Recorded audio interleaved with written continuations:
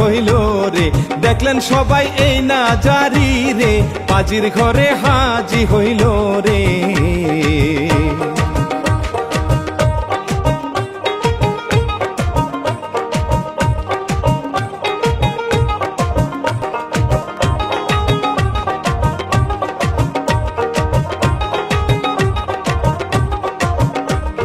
কিচ্ছার কথা ইতি জানাই আমি শেখর ভাই, মামুন খান প্রযোজক চিনেন তো সবাই।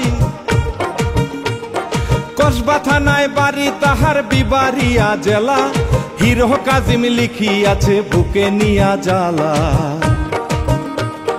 বিদায় নিলাম সালাম জাহানাইয়া, দোয়া করবেন সবাই মিলিয়া, মামুন কিচ্ছা ঘরে যাই বলিয়া।